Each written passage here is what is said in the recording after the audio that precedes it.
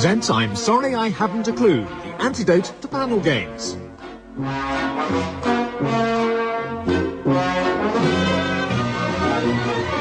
At the piano is Colin Sell, and your chairman is Humphrey Lyttelton.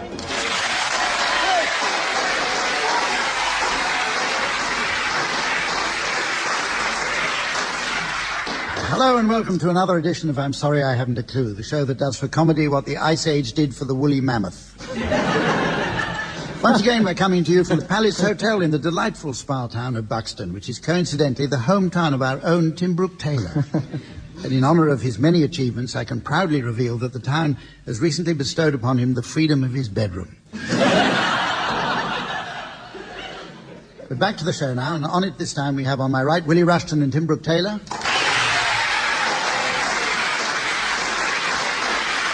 And on my left, Barry Cryer and Graeme Garden. And to keep a firm hand on the points, would you welcome once more the lovely Samantha?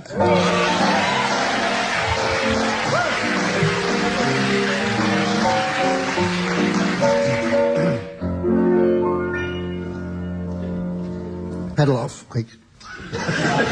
Our first round is called Translations. In this round, I shall provide the teams with some obscure foreign words or phrases which I'd like them to translate. Tim now, bona fide. Good dog. Barry, droit de seigneur. The gents is on the right. I'd translate it as a good idea. Now that I got my own bedroom. Willie, here's yours. Crash. A car accident in Woking.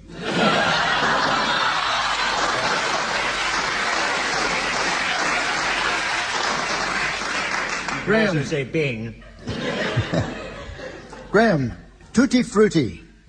Baked beans.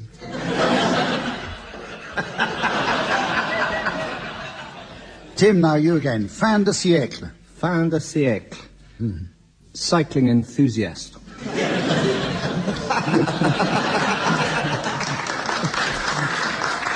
How about this, Barry? Infra dig. Infra dig. I'm an archaeologist. Willie, masseurs. Masseurs, a room full of stutterers.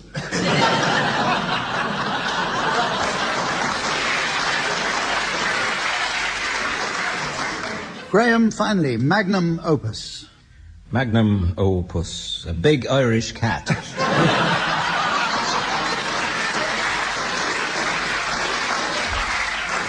That was fun. Has anybody got any more? Enfant terrible. Jeremy Beadle.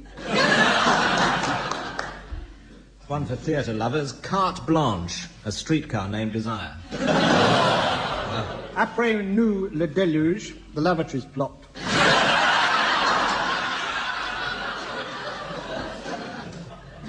In loco parentis, engine driver. Any more? Right. Terracotta. I'm frightened of choir boys. Not what I've heard. Let's hurry along now. For a challenging... That's what he always... Sorry. We have a challenging game called Pick Up Song. I shall spin some discs on my gramophone for team members to sing along to. At a completely random point, Samantha will turn down my volume knob. And when the knob is turned up again, if you're within a dotted crotchet of the original, I shall be awarding points. And points mean prizes. What do points mean? Prizes! God. I thought they'd be all right in Buxton. This week's prize is an enchanting semi-precious stone. No, I'm sorry, it's in fact a semi-precious scone. I think it's a cheese one. Barry, will you join? News. Oh,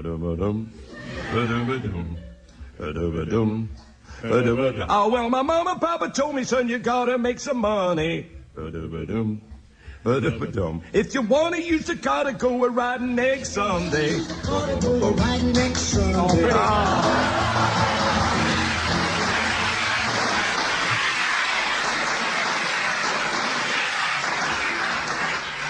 Tim, I know you've got a bad throat, so this is ideal for you. Will you accompany Demis Roussos singing Forever and Ever you'll be the one that shines on me like the morning sun.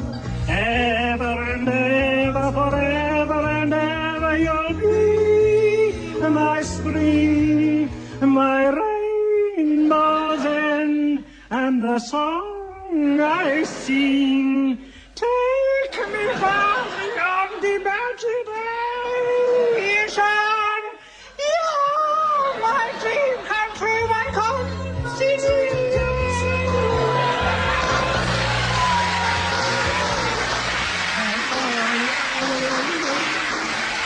Okay. Very difficult without wearing the dress.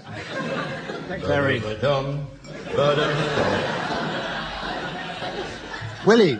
Willie, it's you and Fats Domino now singing. Oh. On Blueberry Hill. On Blueberry Hill. I like songs that never hobby in between the words. When I found you, the moon stood still. Then you can do some knitting. On Blueberry Hill. What else can you do? You can draw. Sees women, it lingered until Sees women. my dreams came true. Then it probably gets clever. I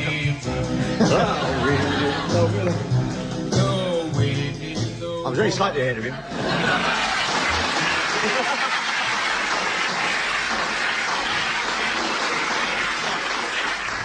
If you clap that, you'll clap anything. Graeme, Pathetic. will you join the Bee Gees now with Staying Alive? Staying Alive.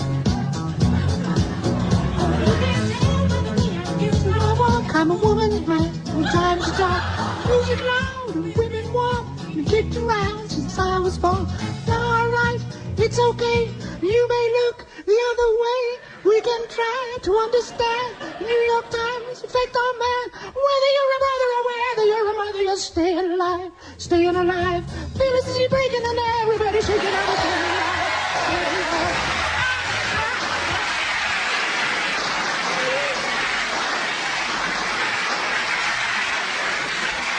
Okay, with Graeme Garden having gone some way to redeeming the reputation of this show, let's go on to a round entitled Critics Forum. In it, I shall ask you teams to assume the role of critics, reviewing a particular entertainment about which you're in two minds. On the one hand, you're very positive about it, but on the other hand, very negative. Barry and Graeme, your show is You've Been Framed, and I'd like you to start off being complimentary about it. However, when I do this, with the horn, that is, I'd like you to change your minds, and so on, so on. You've got the idea. Please start criticising now.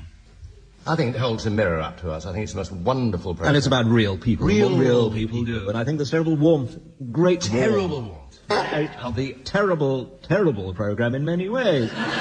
Merciless exploitation of innocent people. That's right, and especially when people get hurt. You're always seeing somebody getting a cricket ball in their crutch or something like that, you know, accidentally, and we're expected to laugh at that sort Exactly. of thing. It's humiliating. I've no time for anybody who would criticise this. No, Because humiliation is a part of life. it is that wonderful schadenfreude that one feels in seeing other people Indeed. suffering. Yes, and I think indeed. Jeremy Beadle has a lot to answer for in his role as presenter of the It programme. has been described rather humorously as schadenfreude, green tomatoes of television. Yes, but I've heard him described otherwise. And I think rather more accurately because he really does make fun of the people. I mean, he pretends to be nice to them, but I don't think he's awfully nice. I had to turn them. away from the set. Did you? I had to turn my eyes away from the screen. Why was that? Because I wanted to write this glowing review.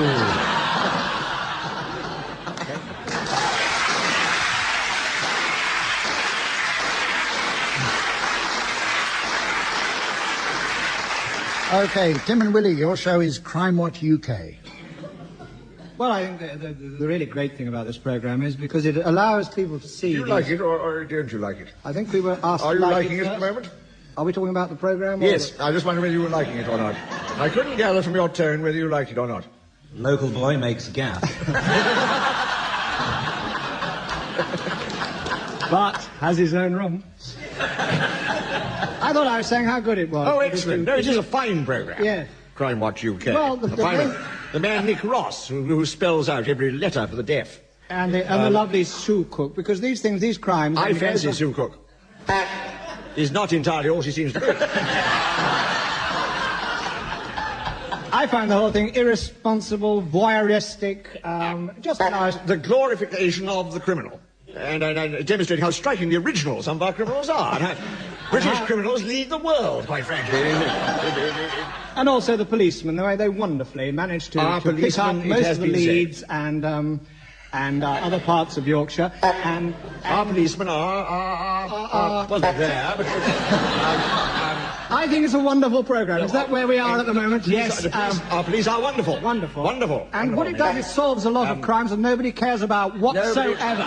All it is self-glorification.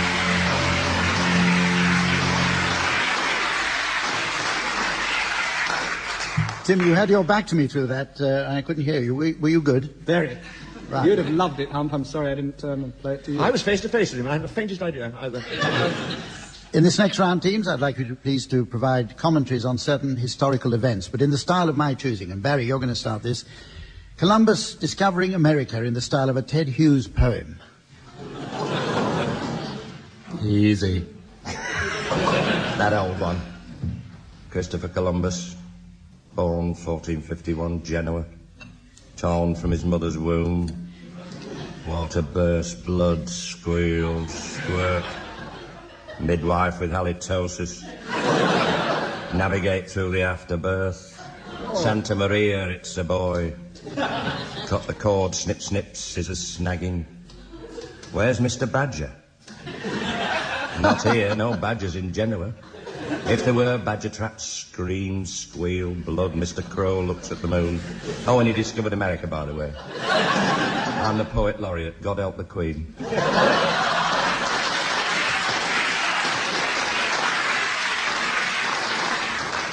Tim, will you do Jekyll and Hyde in the style of a telephone answering machine?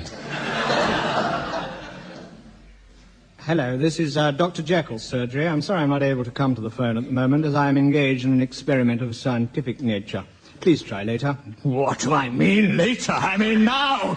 Now, especially if you're a young woman in your mid-20s and preferably a licentious prostitute, I would like to carve my initials all over your medical record if you'd be kind enough to bring it with you. Thank you for calling. Well, thank goodness there didn't seem to be any side effects that time.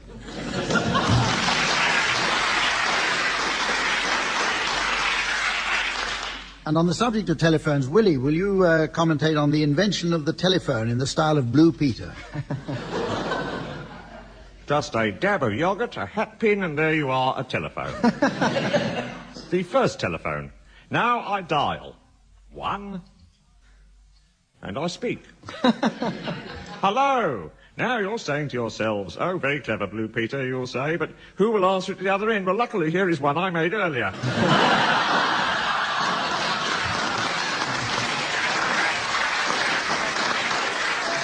Finally, Graeme, you've got to do the French Revolution in the style of a breakfast television programme. Oh, good morning, UK, and what a day it is with the news dominated by the revolution over there in France. More bad news for our sheep farmers, no doubt. Anyway, we're devoting our whole programme this morning to that topic, and we'll have a demonstration of how the guillotine actually works with the aid of Paul Daniels, a large cucumber, and Debbie McGee. And, the people at the heart of the story, King Louis XVI and Queen Marie Antoinette, are going to be joining us on the sofa. They'll be interviewed by our expert on royalty, Robespierre. And then, after a workout with Mad Lizzie, we'll be flying them straight back home. Sidney Carton was hoping to be joining us this morning, but apparently he had a far, far better thing to do this morning.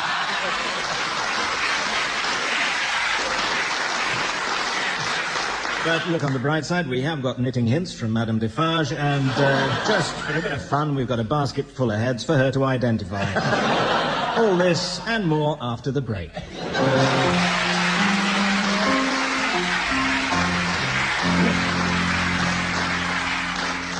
Right, well, before I give you the scores, it's time to play the game called Mornington Crescent. I've had a number of complaints recently that the game's become too straightforward, so I shall on this occasion reinstate this censored version of the game where, for example, Soho Square is disallowed. Tim, will you start, please? Oh, well.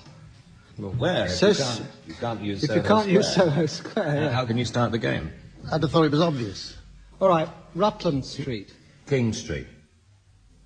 Edgware Road. Soho Street. Yeah. Oh, yeah, that's okay. Beecham Place. Ha ha ha ha ha! You've got him rocking. He's feeling his Harrow home Road. territory. Harrow Road? Harrow Road. The years are beginning to show, quite frankly, aren't they? Paradise Row.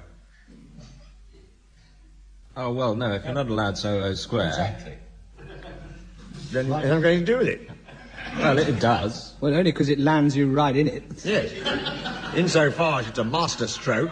You can't lead through to Soho Square there if we're not doing Soho Square. No. No, but you... Well, on the diagonal, I suppose. Could you? All you do is you don't listen. mention Soho Square and you're doomed anyway, so... All right, Turnham Green. Can I... listen, well, no. this is getting a bit silly.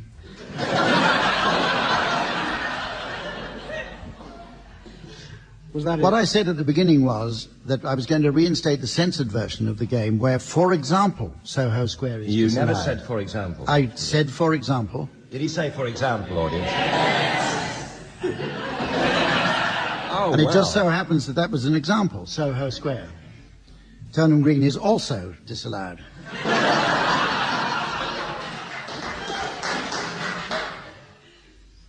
Go on, Graham. Parsons Green. Upper Wimpole That's Street. Harley Street. Kensington Church Street. Mornington Crescent. Yeah.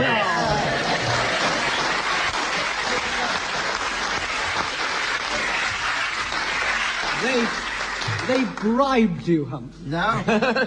That's the sign of a true professional. He has a bit of an argument, he gets upset, but he keeps his concentration and goes on and wins the game. And he takes the money. You listen to too much...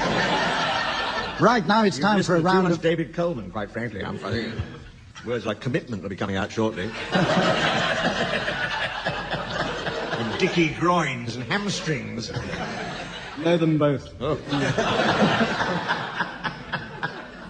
It's time now for a round of limericks. Teams, I shall furnish you each with some choice first lines, and I'd like you to finish them off individually. I can finish you off individually. Right, Graham. Furnish away, Hump. Right, Graham. At a party with author Charles Dickens. Party with author Charles Dickens, Lana Turner, Lord Reith, and Slim Pickens.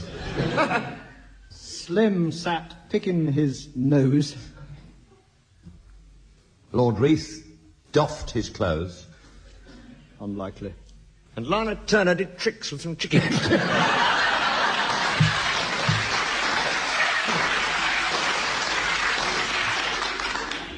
Okay, Tim, your first line is the prime of Ms. Muriel Spark.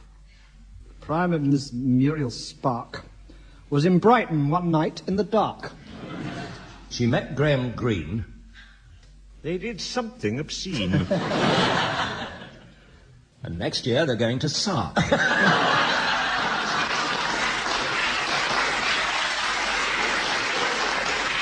Here's one for you, Barry. Is that a verb? Sorry. You know it. Never give a sarker an even break. Here's one for you, Barry. Having children, said Evelyn Waugh. Is really a bit of a bore. We wanted a few. But when Oberon was 2... We said, oh, let's not have any more.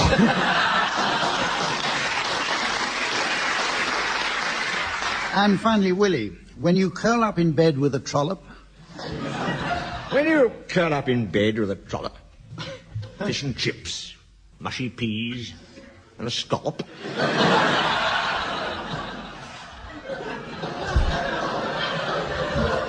With a nice cup of tea. And the news on TV. That's a wild night in old Netherwallop.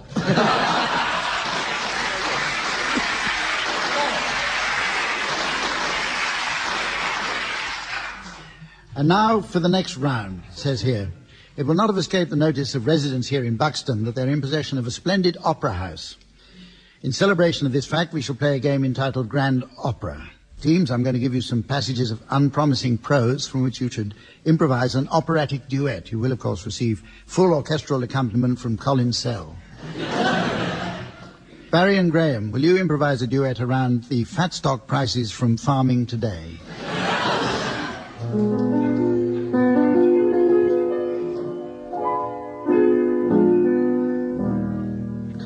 Cow entries at pence a kilo markets fell 8%. Prompting a 2.4 pence rise in returns to average 65.5. Pound a head, prices rose £14.60 to average £364.80.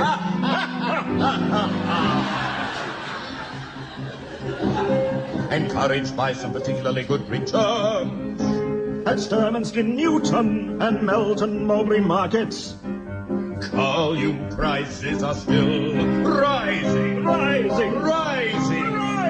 the back of buoyant Finnish lamb prices. Strong Irish and French lamb prices are making UK lamb and mutton attractive to exporters. At a time of year when the number is declining.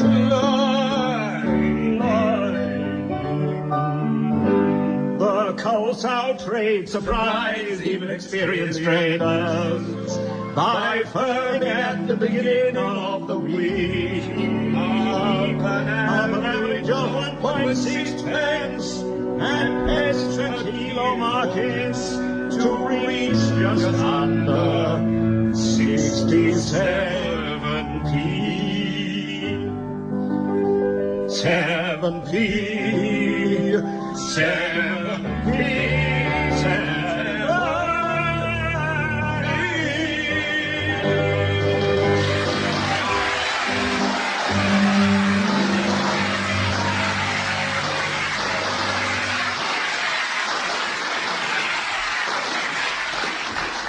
I'm not one to carp hunt, but they did do a slight Andrew Lloyd Webber on that. I've heard that tune before. Only in Cats. I was Every time he asleep. writes anything, somebody pinches it 200 years before. Right, Tim and Willie, your prose is taken from an article by A. Roebuck entitled Slugs and How to Kill Them.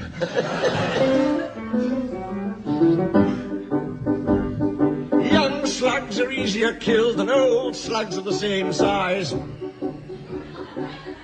A slug with an empty stomach is easier killed than after a good meal. Many substances will kill slugs given the right conditions. The best are copper sulfate, powdered quicklime salt, washing soda, cane, into nitrate of soda. Go out about 10 o'clock to midnight with a lantern and see if there are many slugs about. If abundant, spray systematically the whole garden, herbaceous borders, vegetable plots, strawberry beds, grass and hedge above. Shoes are night as dry as possible. Next day there should only be some old slugs, and those slugs which remain underground, these can be dealt with subsequently.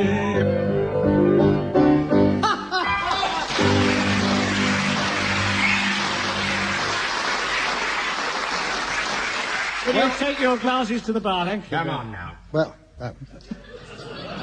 before the whirligig of time brings in the next programme, we'll just try to squeeze in a round of Her Majesty's Film Club. In this round, teams, I'd like you please to suggest some titles of films likely to be popular with royalty. Barry, will you start, please? Treading on eggshells here, Barry. Yeah. No tax, please. We're British.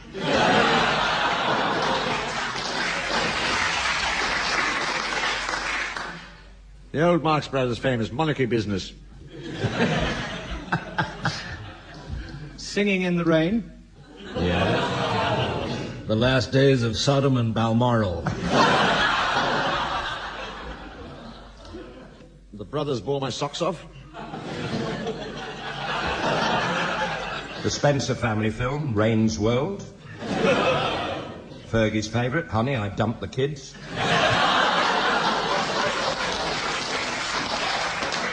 E.R. Phone home.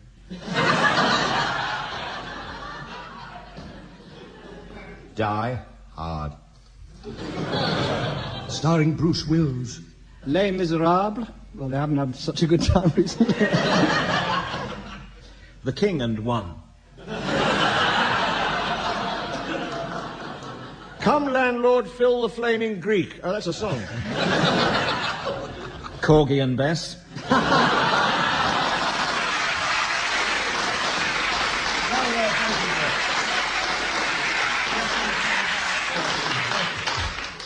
Well, teams... The Empire Comes Back. Okay, well, I've... Saxe Coburg and videotapes. Ex-King Zog of Albania and the Temple of Doom.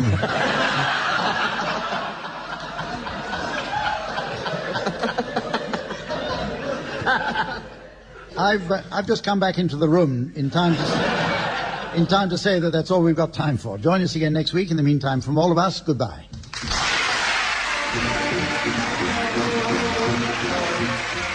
Tim Brooke-Taylor, Barry Cryer, Graeme Garden and Willie Rushton have been given Silly Things to Do by Humphrey Lyttelton, with Colin Sell setting some of them to music. The programme was produced by John Naismith.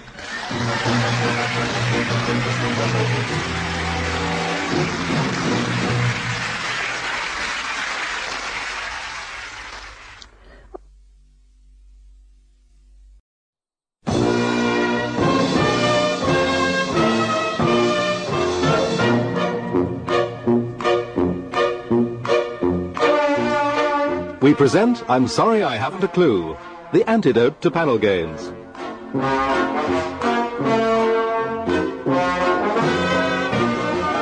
At the piano is Colin Sell, and your chairman is Humphrey Lyttelton.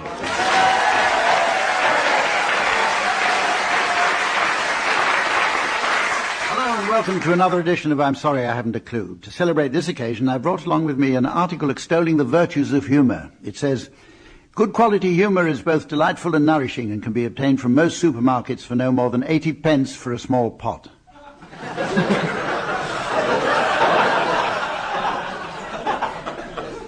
I think that must be humus.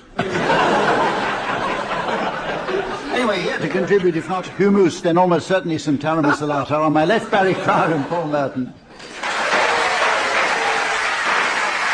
On my right, Willie Rushton and Tim Brooke-Taylor.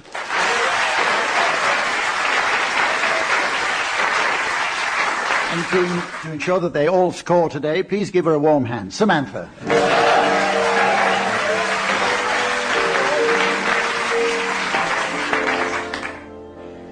Well, as the short article I've just read out aptly demonstrates, you can never be too sure what you read in the newspapers these days. To this end, teams, I'd like you to start off with a round called Celebrity Misquotes. In it, I'd like you to suggest for me some quotations which well-known people, alive or dead, would never have said. And I'd like you to start, please, Barry. Alexander Graham Bell. It's engaged. Willie. I don't care. Claire Rayner.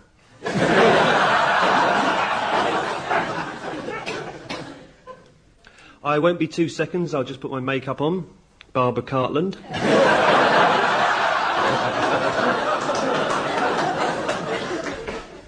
Julian Clary, my mother-in-law. Paul Gascoigne, I thought very carefully before I made the tackle, as my prime concern was to win the ball cleanly.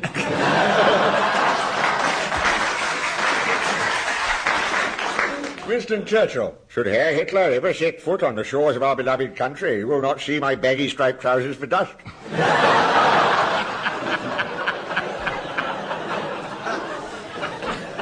I was so drunk last night, I ended up going home with a couple of sailors, Mother Teresa.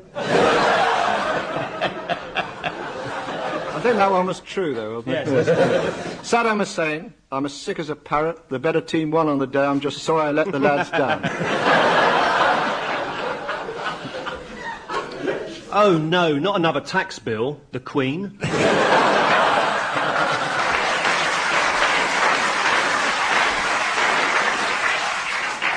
For our older listeners, Peter Brough, bottle of beer. Geoffrey Archer, I want to be left alone.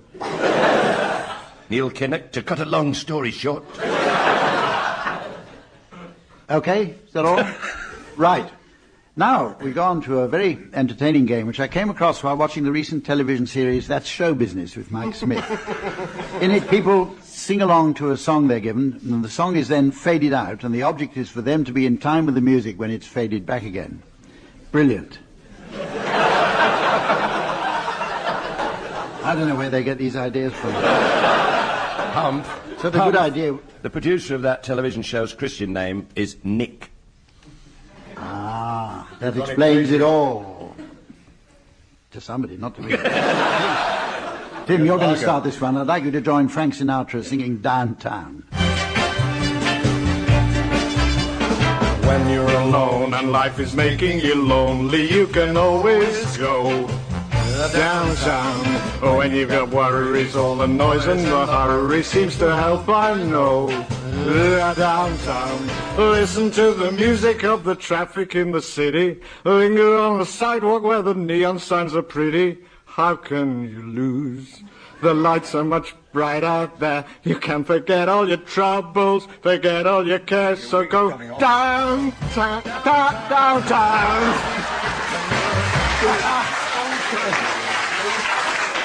Oh, missed it by a mile. Paul, it's your... Frank, no sense of time at all.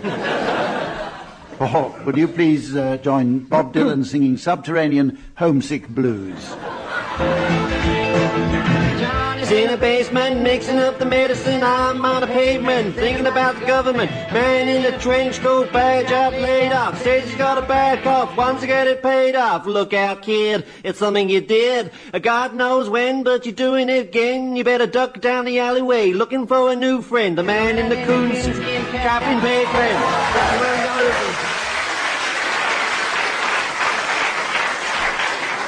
Excellent, excellent. Willie, I'd like you to sing Yes Sir, That's My Baby alongside Eddie Cantor. He's dead. Gives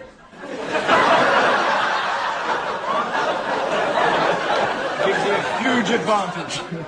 I'm still working with Barry Cryer, so I was Who's that coming down the street? Who's that looking so petite? Who's that coming down to meet me here? Who's that you know I mean? Sweetest who you've ever seen. I could tell her miles away from here. Yes, sir, that's my baby. No, sir, don't mean maybe. Yes, sir, that's my baby. No. Yes, ma'am, we've decided. No, ma'am, we won't hide it. Yes, ma'am, yes, you're invited. By the way. I don't know whether you noticed, but Eddie Cantor came back in. It's a miracle. He's singing. How did you do that? He was actually singing a completely different song. Barry, now, would you sing Grandad with Clive Dunn? Riding. Motor cars were funny things. Frightening. Rolling hoops and spinning tops. Penny dreadful lollipops. Comic cuts and all.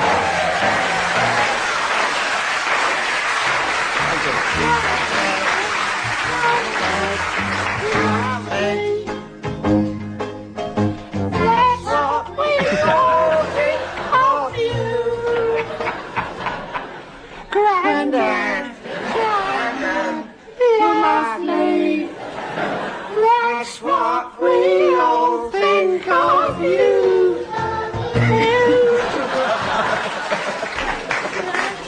Oh, someone was winning up to that point. Okay, Barry and snooker, they usually apologise for a fluke. Now then, we're going to play sound charades. In this round, teams will attempt to give their opponents a charade of a book, play or film, using only the dexterity of their mouths. The opposing team will have to guess what it is. As usual, I'll be awarding points, And points mean prizes. What do points mean? Prizes! This week's prize is a lavish, sorry. I was still thinking about our audience now. A lavish set of Learn to Speak a Language cassettes with Lloyd Grossman. This set's entitled Learn to Speak English. Now, the first charade, which Barry and Paul will have to guess, will now be displayed on the drive-in size laser scoreboard. And here's the mystery voice for the benefit of listeners at home. The silence of the lambs. The silence of the lambs. Tim and Willie, is it a book, a play, or a... It's a book and a film. Uh-huh. And it's 4 words, possibly 5. We're not absolutely certain about that, but we think it's 4. We're not sure whether it's got a definite article at the beginning or not. But it doesn't really matter. Don't look at me. No. Here is our mime, our charade. Starting now. Now.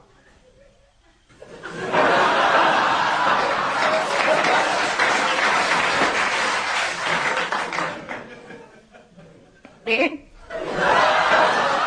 up.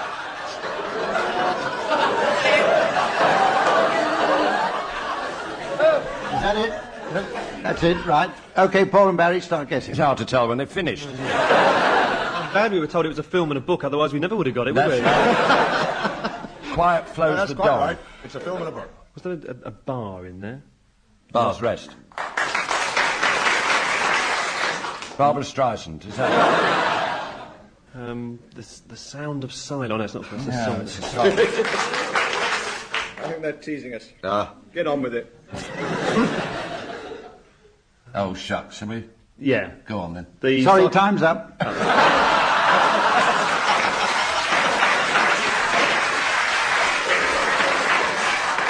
But tell us anyway. The Sound of Music. The Silence of the Lambs.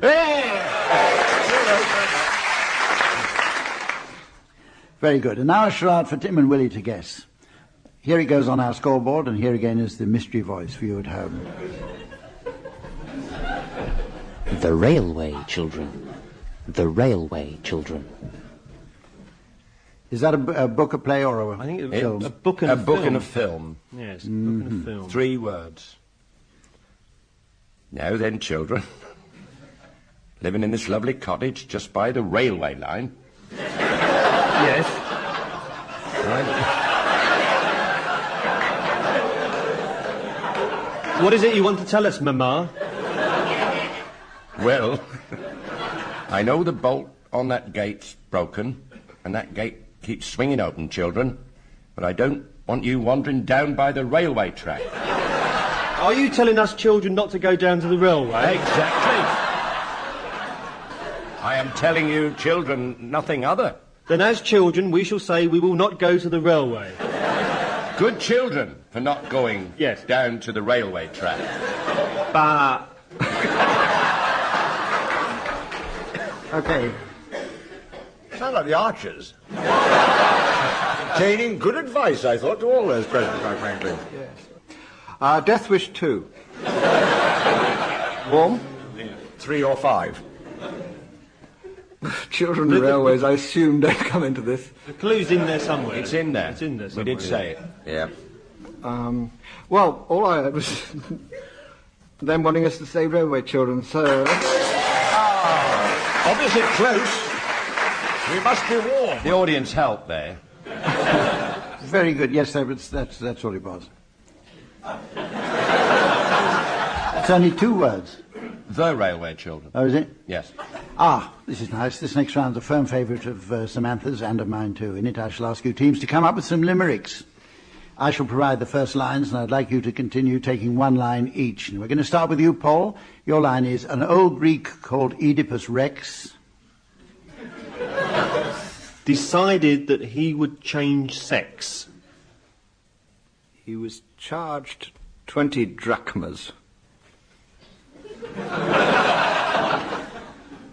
For removing his knackers. Thank God they take travellers' kits.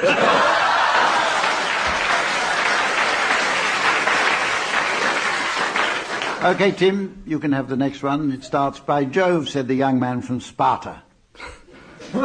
By Jove, said the young man from Sparta, with a mouthful of paramasalata. I've been charged 20 drachmas.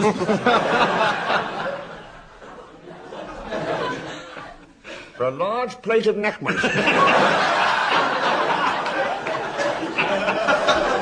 So much for the Citizens' Charter.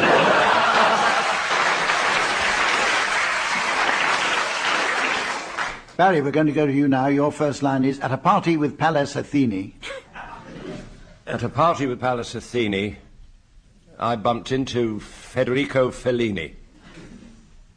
He showed me his 8.5. And said if it don't make you laugh... Just wait till you see Mussolini.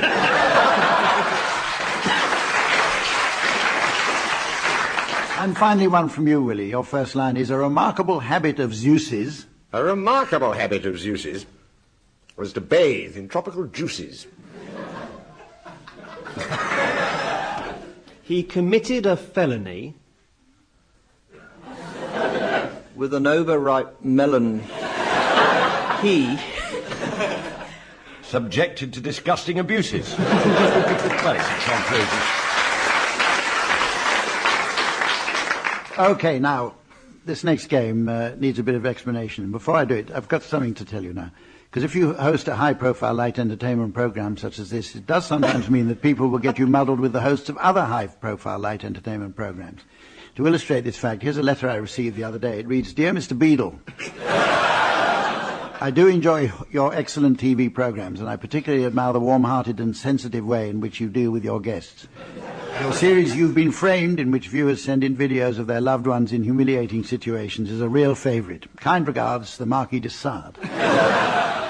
Well, something you may not know about You've Been Framed is that the programme has sent many home videos featuring well-known personalities. For obvious reasons, these can't be shown on the television. They can, however, be shown on the radio. So, teams, I'll now play you a selection of these videos, and I would like you to identify them for the benefit of listeners at home. Paul, here's one for you.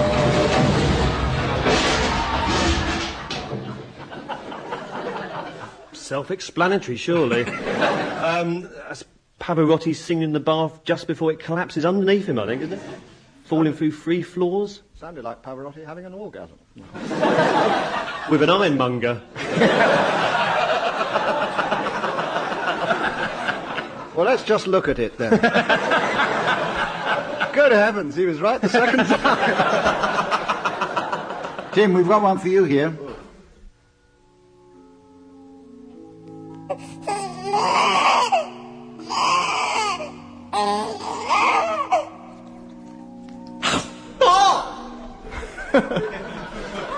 Well, I assume from its music, it's a christening, and the baby's bitten the priest. It's the christening of Hannibal Lecter. Or it could be the christening of Jeremy Beadle, when that scream was him being dropped on his head, which would explain a lot of things. Barry, there's one for you now.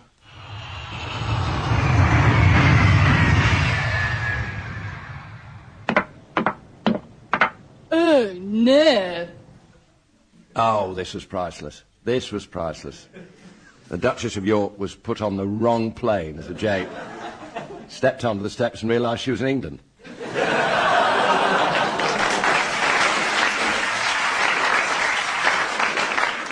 And the last one for you, Willie.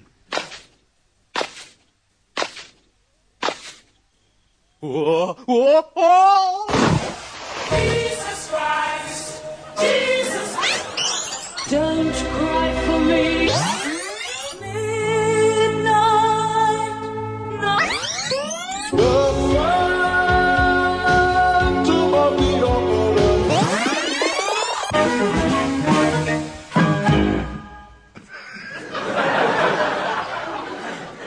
Well, clearly it's the home life of Andrew Lloyd Webber, and believing his own publicity, he sets off at the beginning on a walk across his swimming pool. And halfway across, he loses concentration when he suddenly thinks perhaps 10 million was too much for a cannelloni. And as he drowns, his whole life flashes before him.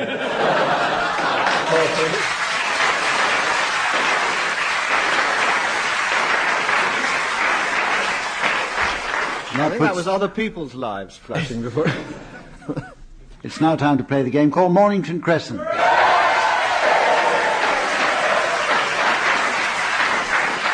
Now, to avoid confusion, teams, I shall invoke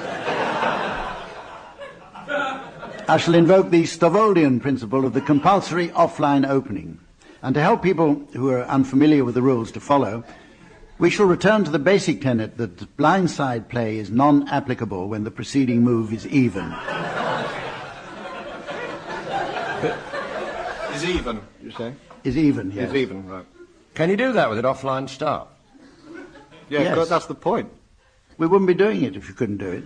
Well, we slipped up before. Paul, will you start, please? One false move at this stage of Balham High Road. Mornington Crescent. Oh. No! I'm sorry. The preceding move wasn't even because there wasn't a preceding move. I beg your pardon. I'm sorry. Oh, dear. I'm sorry. How can the first move have a preceding move? Please concentrate. That was the second move. Tim, will you carry on, Yeah, I'm please? sorry. So blind side, second move. Greeks. The old fool is the second move. First Yeah, can't 'cause have the preceding move. it was- That's the second move. Well, We're stuck with Balham High Road at the moment for our sins. Not for the first time. Greek Street. Cleveland Street. Bayswater Road. Attack!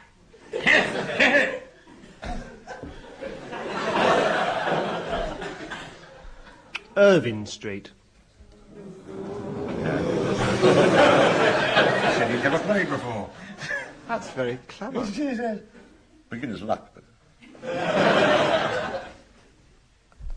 Hendon Way. Oh. Orange Street. Orange Street. What town are you in? Haymarket. Oh, Haymarket. Not a million miles from here. Orange Street. Where are we? Alley.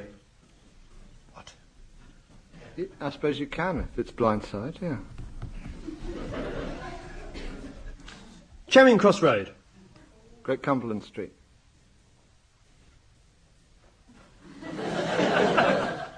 Birdcage Walk. Victoria Street. Mornington Crescent.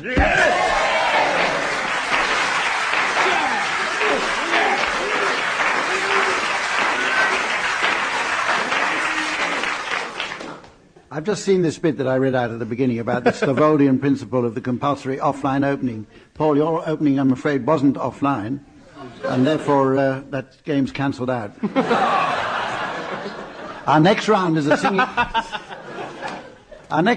singing round with all the native charm of the Orient. It's basically a combination of two unique aspects of Japanese culture: singing out of tune in public and ritual suicide. It's called harakirioke. I'm going to ask teams to sing a duet together while accompanied by Colin Sell on the piano. However, while singing this song, they'll be wearing headphones in which music or speech will be played as a distraction. The aim of the game is to stay in tune as much as possible. Continue over. Oh, no, it's not over. Paul and Barry, I'd like you to start by singing What Kind of Fool Am I? And this is what you'll be listening to in your headphones.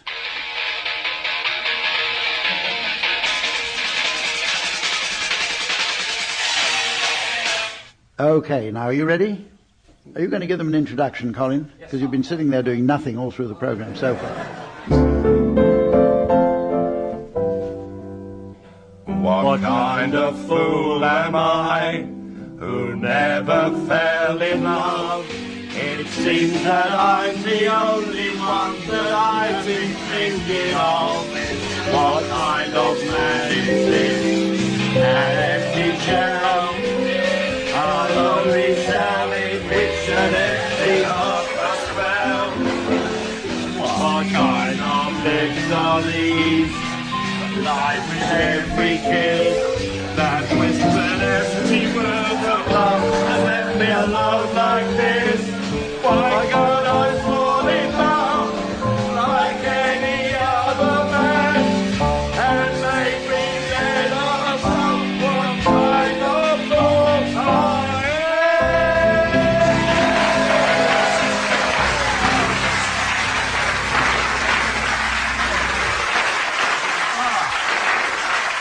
That was excellent. Bang in tune all the way through. Colin didn't put you off then? Now, Tim and Willie, I'd like you to sing Titwillow, and this is what you'll be listening to in your headphones. Governments have three fundamental I think they call that heavy wood.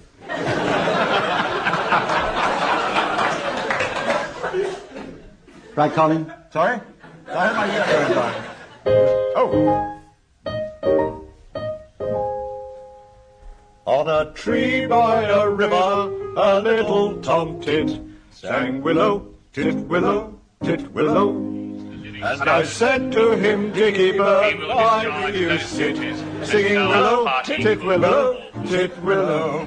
And as we pursue them, my great principle, or a barn at Humber, or a bird inside.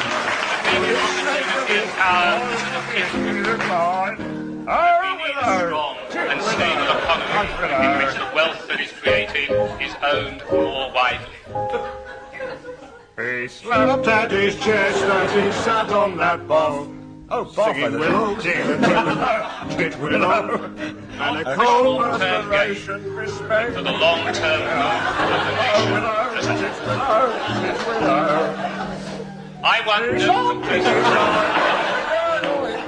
I do want to see more privatism.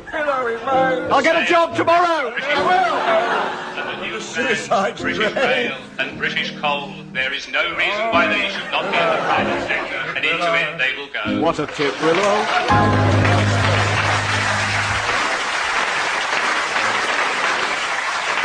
Well, Tim and Willie would have won that one if they hadn't unaccountably fallen asleep. It's almost it for this week, but before we go, I think we'll just find time for a bracing round of Fisherman's Film Club. Teams, I'd like you to suggest some films of suitable viewing for an audience of fishermen. And Barry, you can start. Piranha de Bergerac. The Carpbaggers.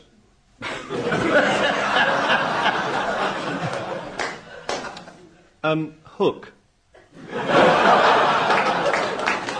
The happiest days of your life? A License to Brill. And Cod-Created Woman. Kramer versus Fish Cake.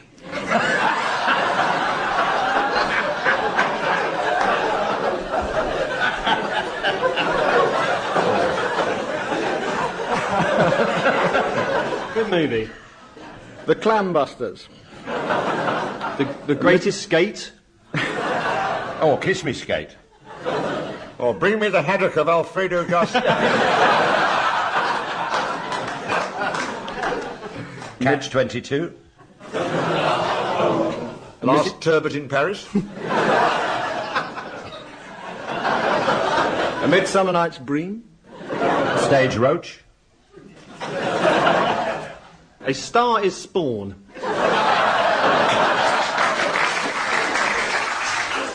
Prawn Free.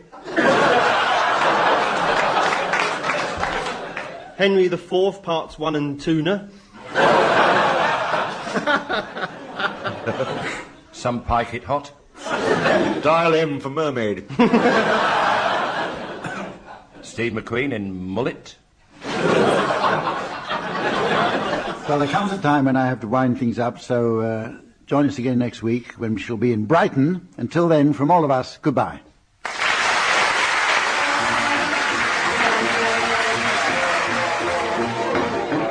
Tim Brooke-Taylor, Barry Cryer, Paul Merton and Willie Rushton were being given silly things to do by Humphrey Lyttelton, with Colin Sell setting some of them to music. The programme was produced by John Naismith.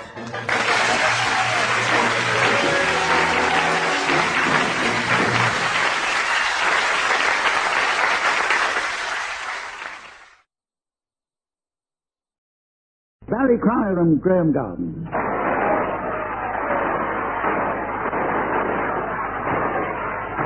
And would you finally welcome, with a face to launch 1,000 rockets, our scorer, Samantha.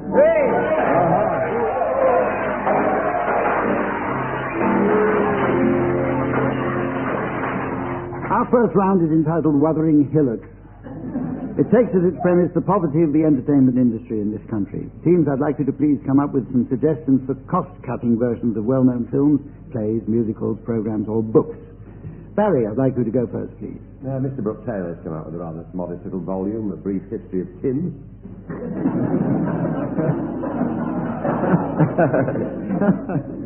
Willie.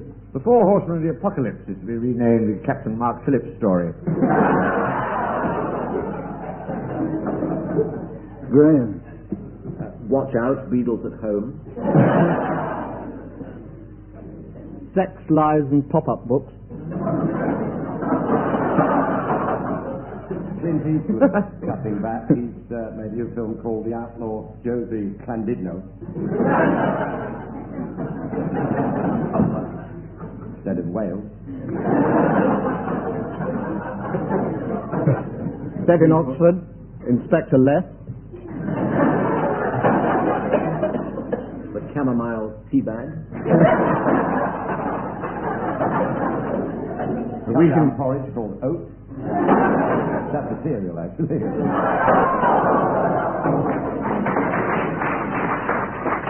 This week in Parliament will be an evening with Giles Brandreth. My left 6 inches.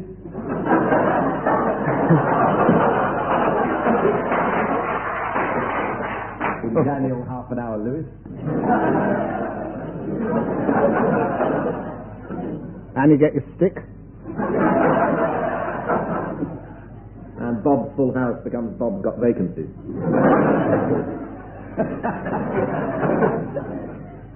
Charlie and the Chocolate Biscuit. I'm going to have to stem this flow of invention now. We're going to go on now to a next round, which is entitled Antithetical Duets, which involves two groups of two people, with each group singing a different song. It's not to be confused with antitheistical duets, which involves one group of two people, in which both people sing songs that dispute the existence of a god. Here are the rules as I understand them. Each team has a song. Team A starts singing their song, and shall I do this? Oh. And I did that with a buzzer, at which point Team B did it with a horn. Don't be pedantic. Oh, right.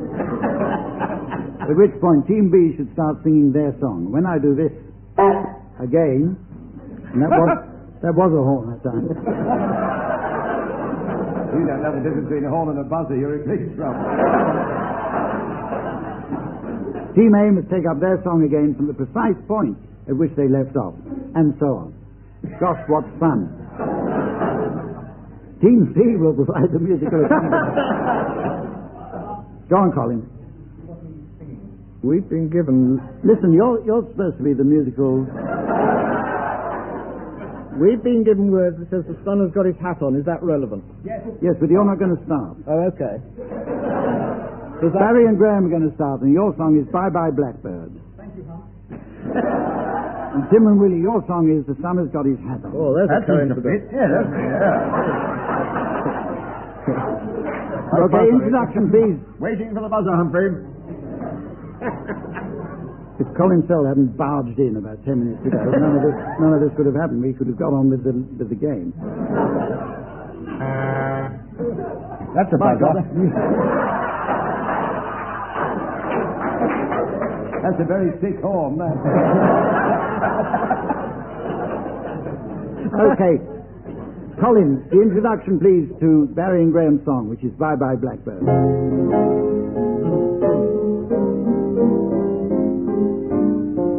Pack up all my care and woe, here I go, singing low. The sun has got his hat on, singing hip hip hooray. The sun has got his hat on and he's coming out today. Now we'll all be happy. Bye, bye, blackbird. Somebody waits for me, sure is sweet. Hip hip hip hooray. The sun has got his hat on and he's coming out today. He's been shining, so is she. Tourists have been in battle, and now he's coming back to do the same to Blackbird. No one here can Jump into your pullout, the sun has got his back on me. Oh, what Highland stories they all have. He's coming out today.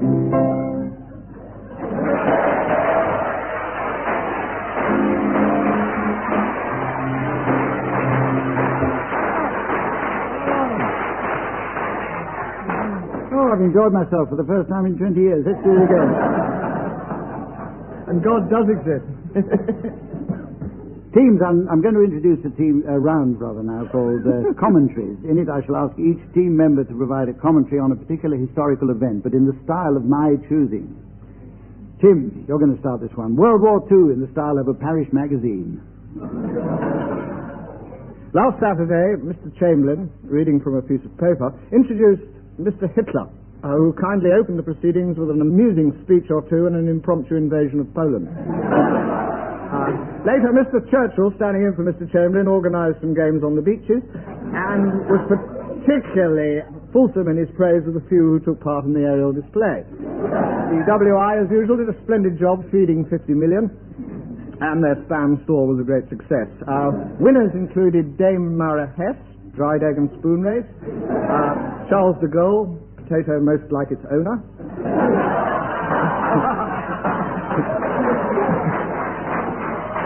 and Mussolini's silliest walk. And, as usual, everyone sat on the greasy poles. Mention should be made of some Americans who appeared rather late in the afternoon to help clear up. The vicar finally thanked everyone for taking part and fervently hoped this event would not take place ever again.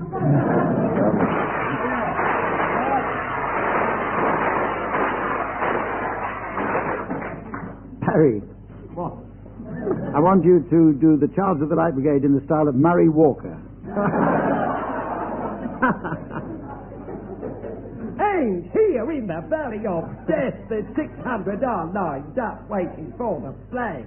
Lord Raglan in pole position, Lord Cardigan in the McLaren, and Nigel Mansell nowhere near born yet. The Cannon Williams volley and thunder, louder and louder, which reminds me, have you seen Mickey lately, James? No, Murray. Thank you, James, and they're off. I can see Raglan signalling to Cardigan, pull over. What a sensational start. Meow, meow, meow. That's me making those noises. But there are no cars here. I'd like a... Two voices, not a penny extra. I'd like a tea, please, Bob. Thank you, James. They are dead, hundreds of them, but there's no way Cardigan will fall off his horse. Oh, he's fallen off his horse.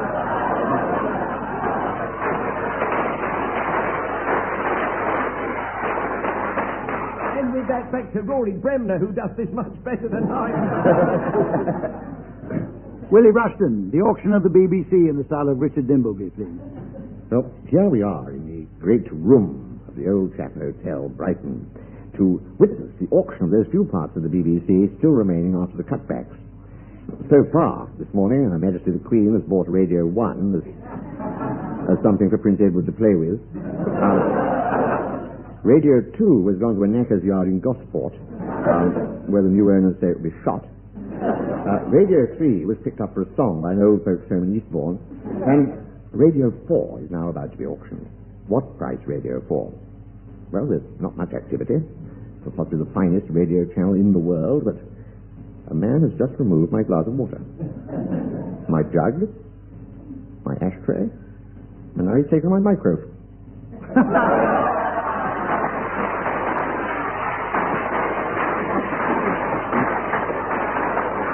And finally, Graeme Garden, the Fire of London in the style of a Radio 4 continuity announcer.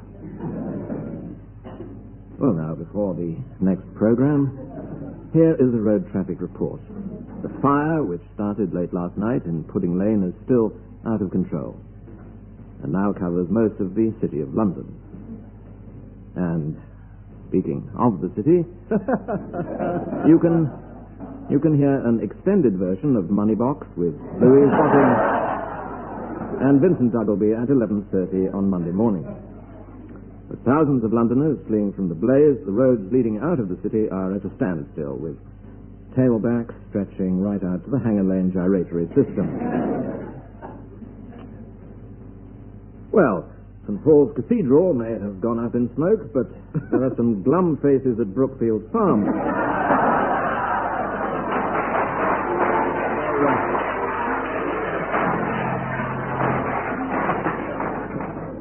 Jolly good. We're going on now to the round which is called Straight Face. The object of this round is for the team members not to get laughs. Teams, I shall ask you in turn to suggest a series of unfunny words that are in some way associated with the seaside town of Brighton. Anyone caught arousing mirth will be instantly disqualified. One who's left at the end will be the winner. Willie, you're going to start this one, please. Pebbles.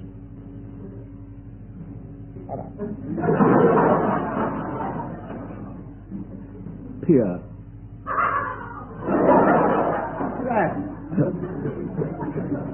You lay them, we'll crack them.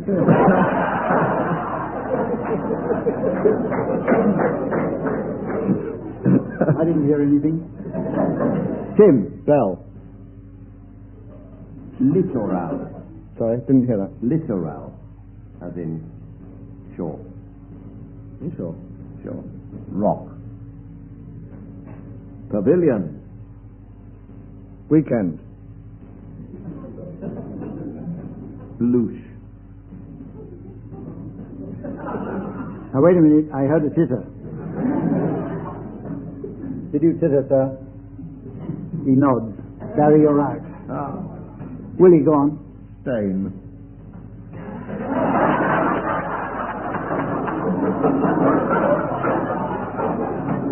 Sorry about that. That's people taking it very seriously indeed. That leaves just Graeme and Tim. A ding-dong battle, if ever I saw one. Go on, Graeme. Hove.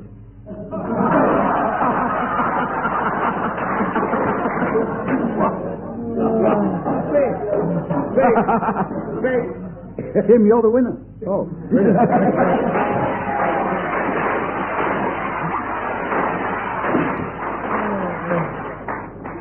All right, then. It's time for a round of limericks. I shall furnish you each with a potent first line, which I'd like you to complete in limerick form, taking one line each.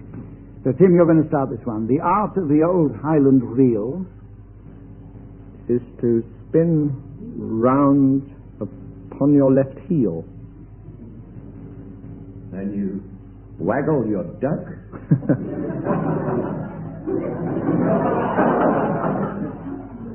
With a bit of a smuck. At least those are my grounds for appeal.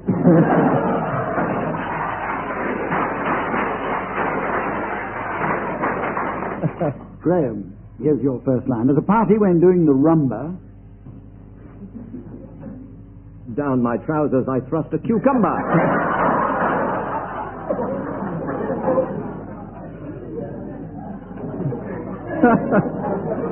My God, what is that? Cried a girl in a hat. So I gave her my telephone number.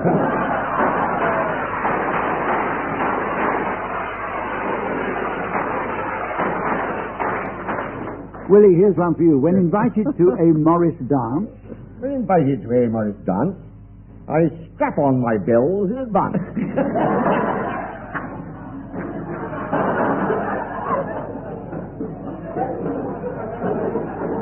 Sound advice? Only God, this what is that?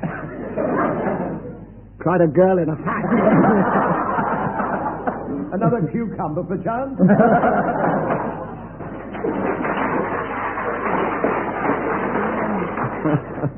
And finally, with the scores level pegging, it's for you, Barry, to start this next one. For those who enjoy a gavotte. I do. I admit it, a lot. I've spent hundreds of nights leaping round in my tights. And it does keep the vegetables hot.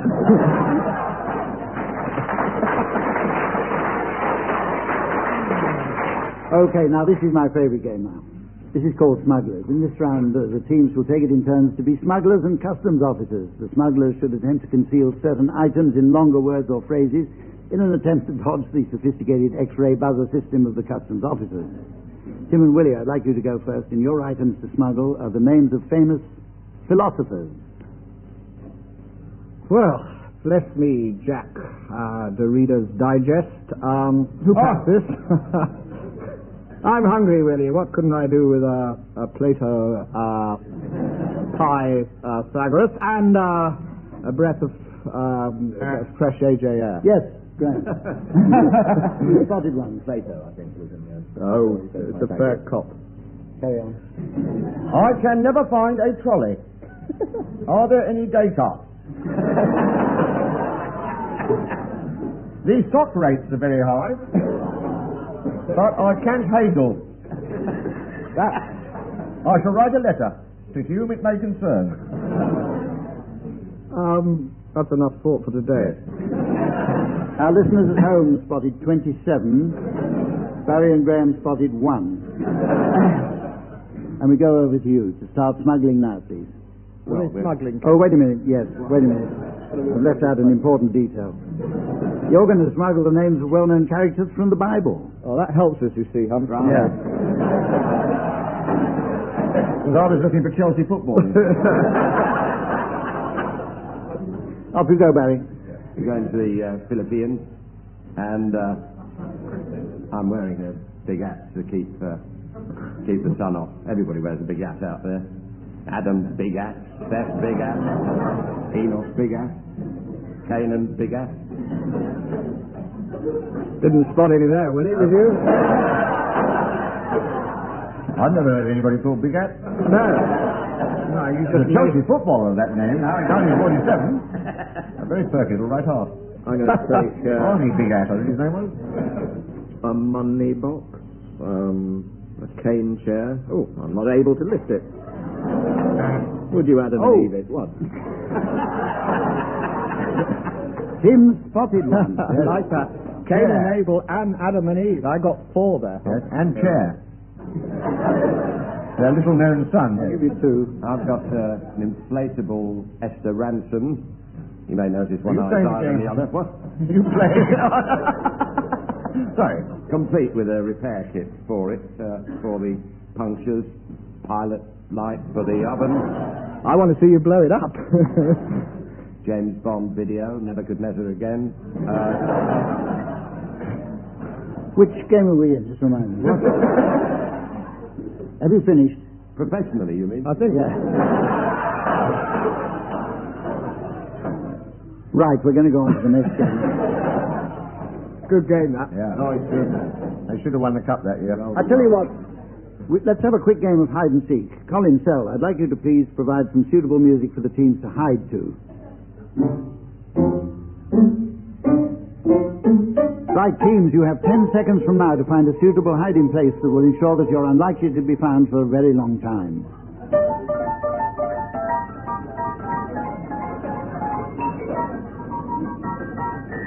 Right, that seems to be 10 seconds. Good. Now, Colin, I'd like you to go and look for them, please.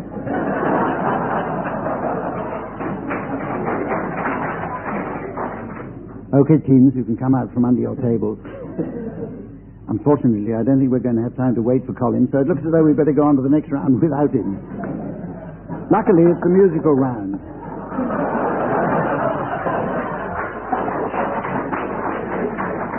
And this one's a great favourite of Samantha's and mine, too.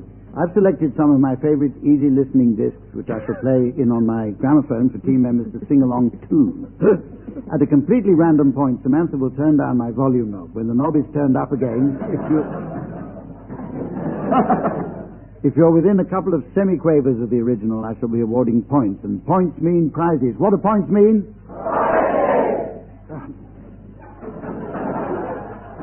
Nuremberg fodder.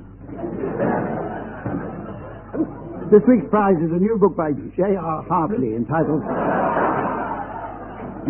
Sex, Drugs, and Freshwater Ground Bait. Willie, now, we are going to start, Willie. Will you accompany Frank Sinatra singing Strangers in the Night?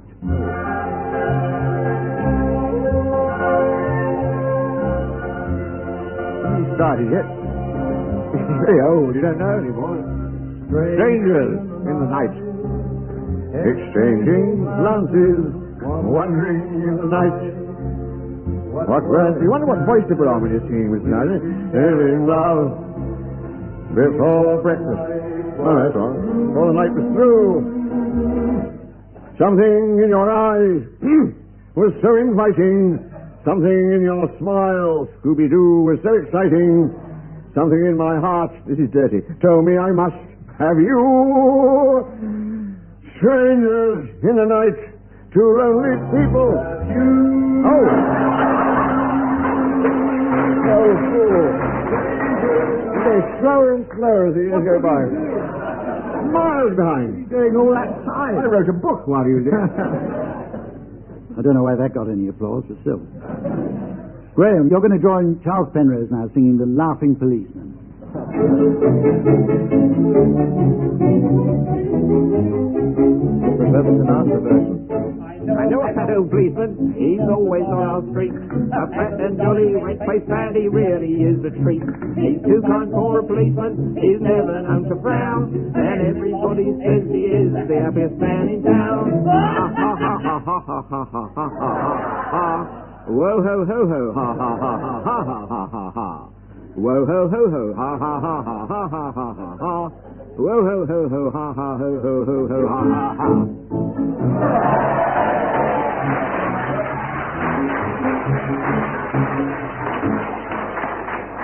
That was nearer, but there's still room for improvement. Sally, see what you can do. Join Tom Jones now singing a song called Kiss.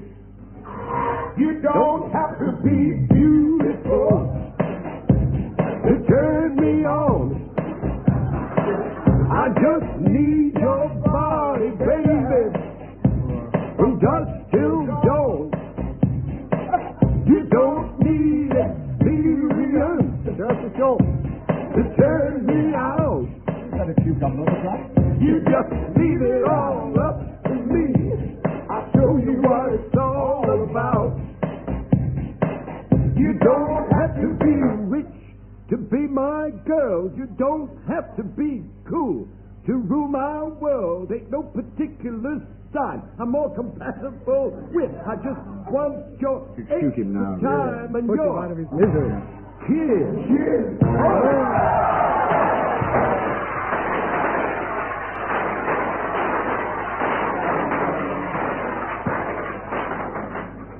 Lady in the front row's just thrown something onto the stage.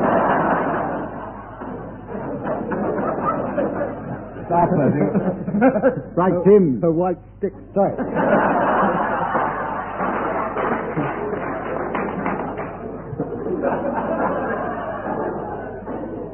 Tim, with all to play for now, will you accompany Rolf Harris singing Sunrise?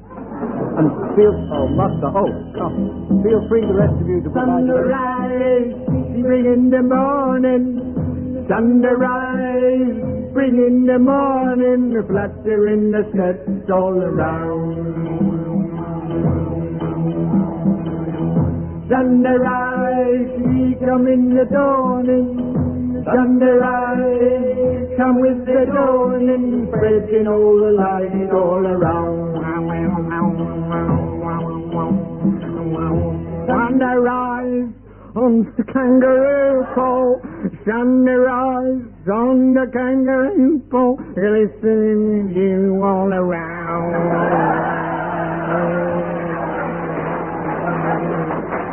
Sunrise filling all the whole world.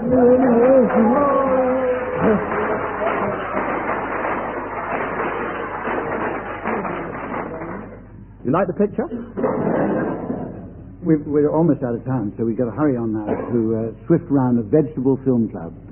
Teams, I'd like you to suggest some titles of films of suitable viewing for an audience of vegetarians. Okay, Tim, off you go. Bean series of films. Dirty Harry Cobean. Billy the Kidney Bean. Stop or My Mum Will Bean Shoot. The Adventures of Tom Sawyer. The African Quorn. When Harry Coe Met Celery. War and Peas. L. Swede. Speaking of epics, there's Kirk Douglas as leader of the Gladioli in Asparagus. Jack Lemmon and Shirley MacLaine's In the Allotment. The night my cucumber came up.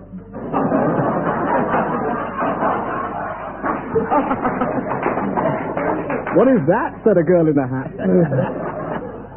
The Kale House Rock with Elvis Parsley. A quiche before dying.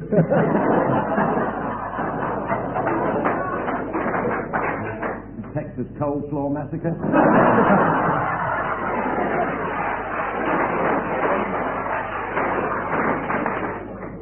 Mushroom with a View.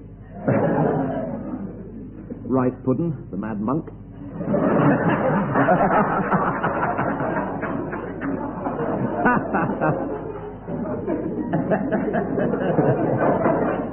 Ill Meat by Marmite. Radish of the Lost Ark. The Silence of the Yams.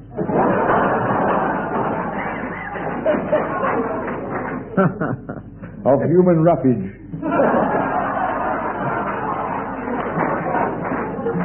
The Endive. That really is all there is time for this week. So join us again when we'll be back here in Brighton next week. In the meantime, from all of us, goodbye. Bye. Tim Brooke-Taylor, Barry Cryer, Graeme Garden and Willie Rushton have been given Silly Things to Do by Humphrey.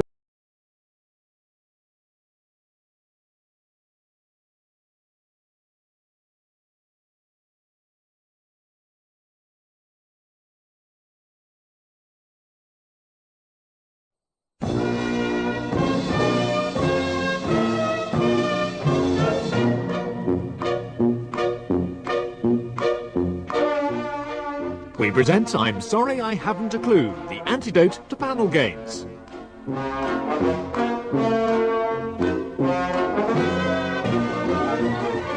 At the piano is Colin Sell, and your chairman is Humphrey Lyttelton.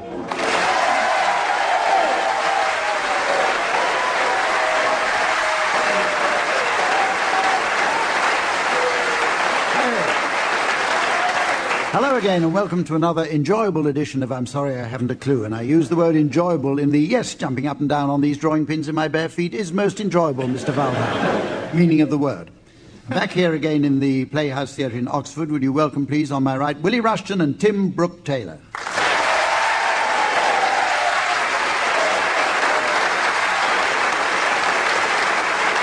On my left, Barry Cryer and Graeme Garden.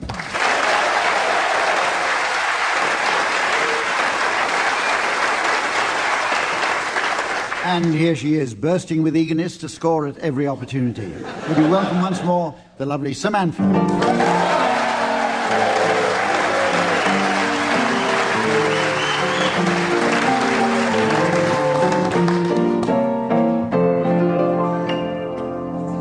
Do you mind? No. It was horrible. We'll start off with a round entitled, that's if Colin Sell allows us, we'll start off with a round entitled, well, I mean, barging in there. He's not even meant to play there. We'll start... Just supporting Samantha, Humphrey.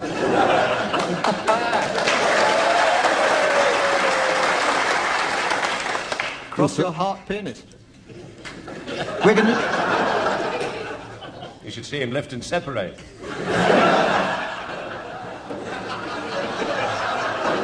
We're going to start off with a round entitled Celebrity Misquotes. In this round, teams, I'd like you please to come up with some remarks that famous people, alive or dead, would never have said. Barry, would you start, please? Bernard Manning. Luxury item, Sue? The collected works of Ezra Pound. It'd be humorously incongruous if he did say that, wouldn't it? So people would Live smile. from the Garden of Eden, Adam. Hello, sweetie.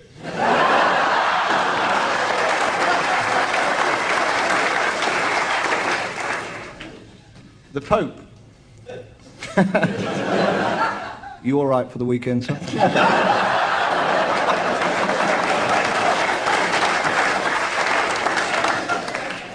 President George Bush. Watch my lips. Dracula. Open the box.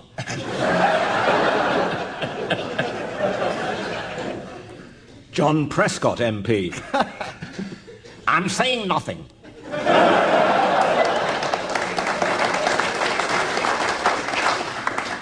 General Custer.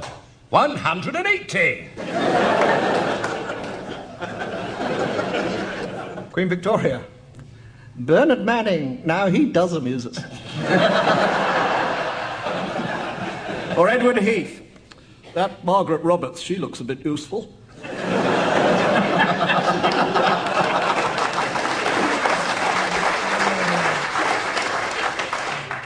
Any more? Okay, we'll go on to the next round. It's time for a round called Pick Up Song. In this round, Samantha and I will play in some popular discs on my gramophone to which you should sing along, teams. At a completely random point, the sound will disappear, and if on its return you're within a dotted crotchet of the original, I'll be awarding points. And points mean prizes. What do points mean?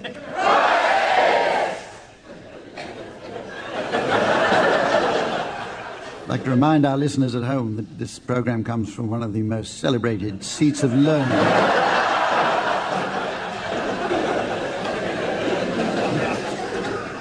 This week's prize is a solid foam rubber doorstop. Now, Willie, you're going to start. Will you accompany Frankie Lane singing Rawhide? Keep rolling, rolling, rolling, though the streams are swollen. Keep them doggies rolling, oh doggies, rawhide. Through rain and wind and weather, hell bent for leather, wishing my gal was by my side. All the things I'm missing, good victuals, loving, kissing, are waiting at the end of my ride. Move 'em on, head 'em up, move 'em on, head 'em up, rawhide. Head 'em up, rawhide. Oh.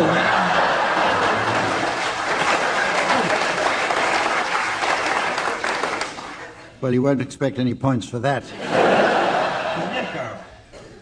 Barry, your turn. Will you join Topol singing If I Were a Rich Man? If I were a rich man, all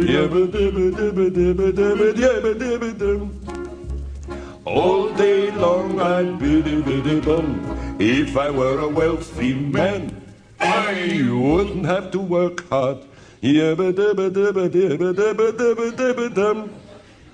If I were a bitty rich, idle-diddle man, I'd bid for what?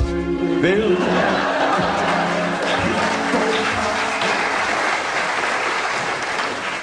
Okay, Tim, will you join little Jimmy Osmond singing Long-Haired Lover from Liverpool? Hello. I'll be your long-haired lover from Liverpool, and I'll do anything you say. I'll be your clown or your puppet or your April fool, if you'll be my sunshine daisy from LA. I'll be your leprechaun and sit upon an old toadstool. I'll serenade you till I'm old and grey. Not before time, I'll be your long-haired lover from Liverpool. You'll be my sunshine daisy from LA.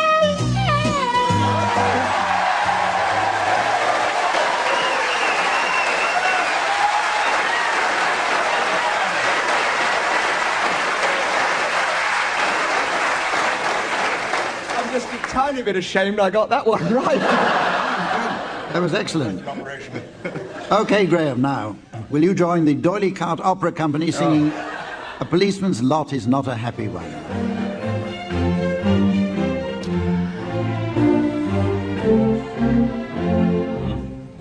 When a felon's not engaged in his employment, or maturing his felonious little plans, his capacity for innocent enjoyment is just as great as any honest man's.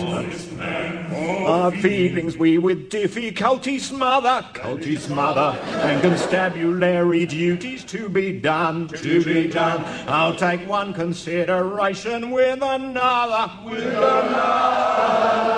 A policeman's lot is not a happy one.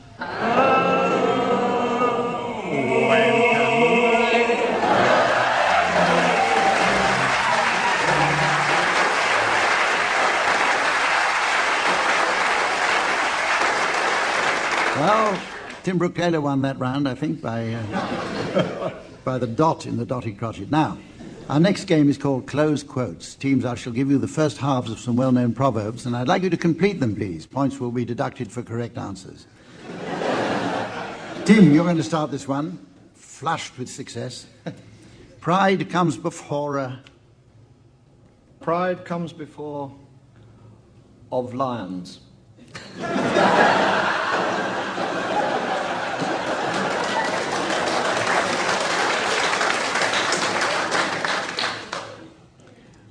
Didn't understand that. Barry, here's yours. Blood is thicker than? Caliber.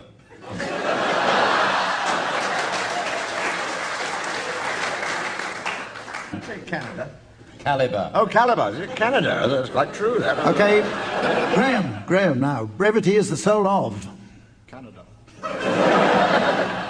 Yeah, that's all, yeah. Brevity is the soul of.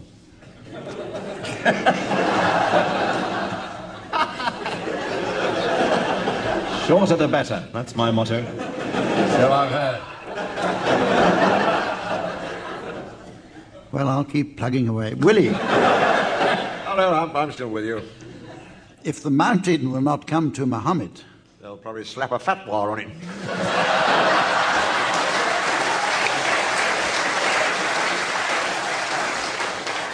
I'd like to disassociate myself from that. I wasn't even here. Hey, Tim, here's another one for you. A swarm of bees in May is worth a load of hay, but a swarm in July... Isn't.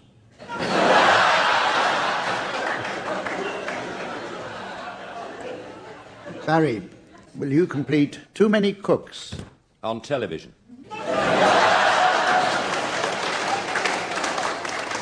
Graeme, cleanliness is next to... Impossible.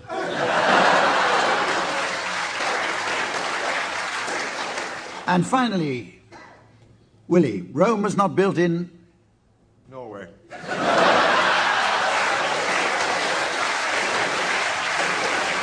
Anyway, I'll throw it open now. Anybody got any more? One swallow does not make an orgy.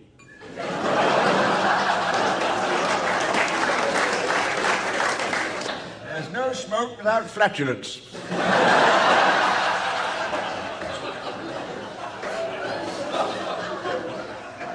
Give a thief enough rope and he'll run off with it. When the cat's away, the mice will use the flap.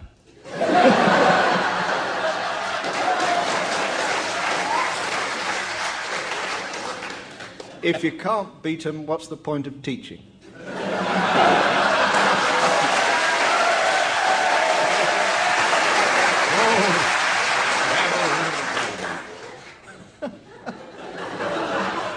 Okay, any more? Right.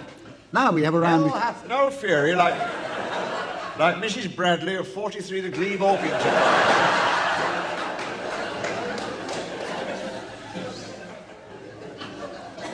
Well, whether you like it or not, we're going on to play a game which is based on the television programme Through the Keyhole. In this programme, as you know, Lloyd Grossman gets invited into the delightful homes of mystery celebrities. Precisely why is something of a mystery to me. In our version of this programme, I shall ask each team to enter one of two mystery cubicles, each specially furnished to resemble precisely the homes of famous persons. While the pair in the cubicle describe what they see, the other pair should ask questions in order to find out whose room it is. Uncanny, that, wasn't it? They have 1 minute to guess. Right now, Barry and Graeme, will you please venture into your cubicle, it says here. The answer's going up on the laser display board, while here for listeners at home is the mystery voice. Jason Donovan's flat. Jason Donovan's flat. Can you hear me, Barry and Graeme? No. Right, will you start describing, please? Well, it's very, very masculine. No, it's a real man's flat. That's real man's, but very butch and manly. So what's this bottle here? Rambo lemon juice and a comb? What's that all about? Lots of pin-up photographs of girls. Oh, there's a signed one here from Kylie. Oh. These maps here, oh look, it's where he's been on holidays, all his cards and everything. Definitely prefers Adelaide to Sydney. You can see here.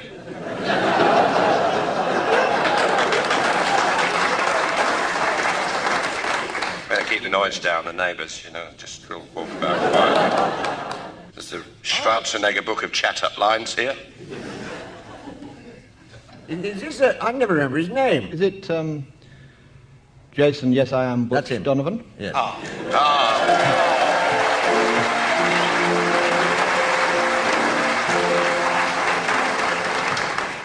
Very good, but you were out of time, so we go on now to... Willie and Tim, will you please enter your mystery cubicle? While the answer goes up on the digital display, and here again is the mystery voice for listeners at home. Number 11 Downing Street, the home of Norman Lamont. Number 11 Downing Street, the home of Norman Lamont. Are you there, Willie and Tim? We are here. It's like being in a tank here. Are you there? Shall I be the first fish? Do you know how to drive this thing? We're here, Hump. Okay, start describing, please.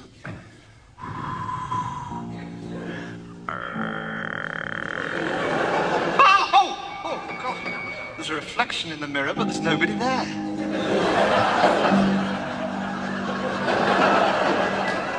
I'm in the bedroom. Well, let's look in the closet.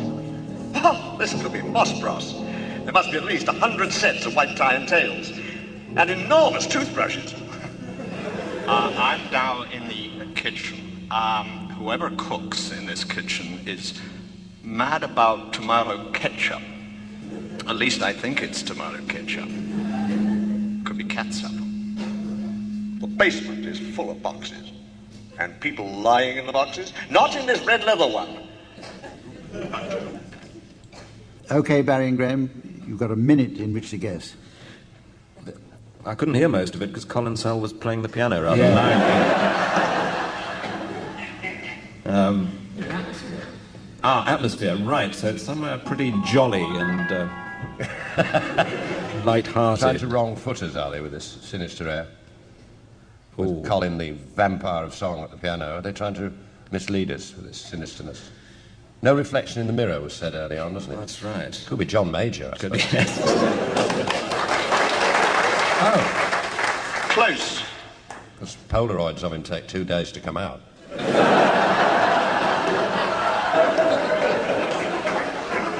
Sorry there, Jude. Oh, are we next door to John Major? You are indeed.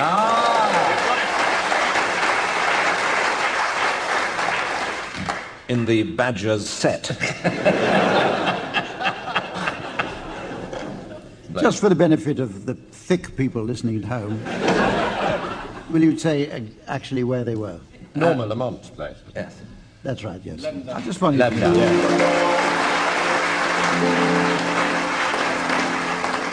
That applause was from one or two fairly thick people in this audience. Right, teams, it's now time for a round of limericks. As usual, I shall provide the first lines, and I'd like you to complete them, taking one line each. Graeme, we're going to start with you. A Welshman who ate some carefilly said, I love Wales because it's so hilly. The girls in the valley are ever so pally. They shout, show us your don't be so silly.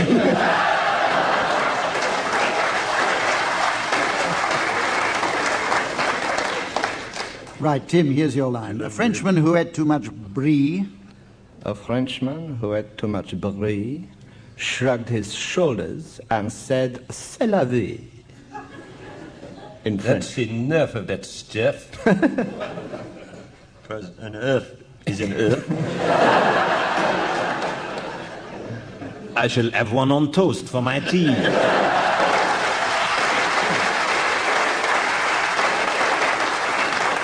Okay, Barry, an Italian who loved Parmesan. An Italian who loved Parmesan broke wind in the back of his van.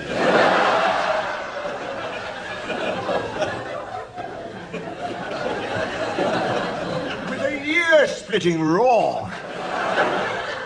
It blew off the door. And it's Arrivederci, Milan.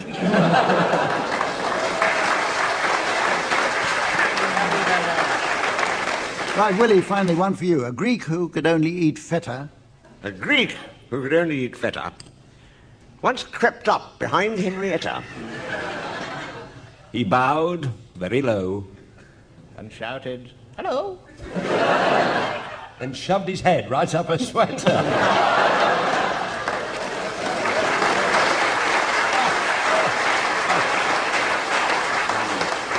Okay, now it's time... Excuse me. Now it's time to play the game called Mornington Crescent. And this time, teams, we'll be playing Mortimer's Conversion. Straddling is, of course, optional.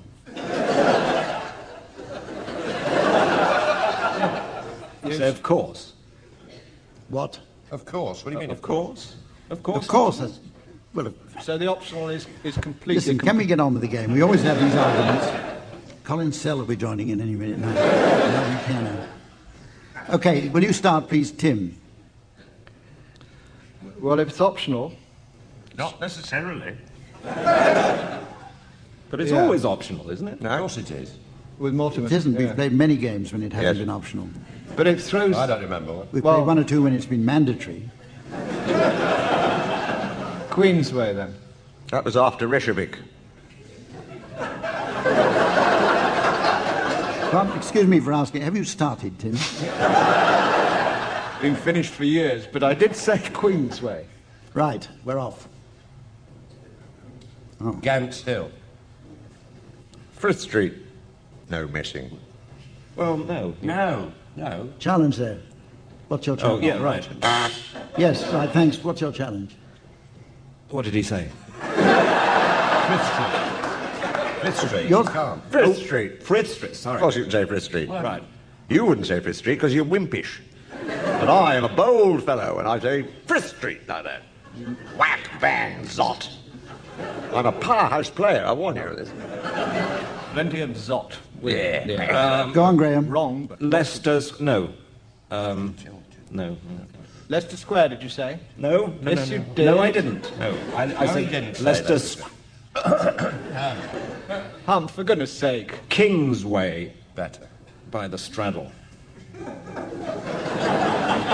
think he straddled sore, quite frankly. I suppose that's all right, isn't it? Ladbroke Crescent. Tooting back. Soho Square.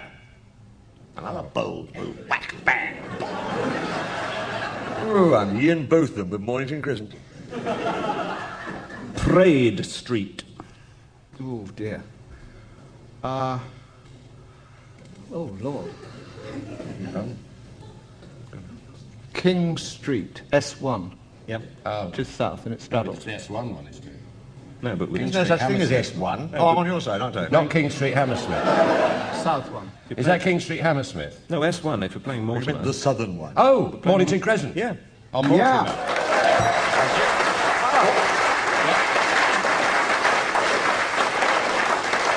You see, you should have watched out for that straddle. I'm very disappointed. That was a straddle.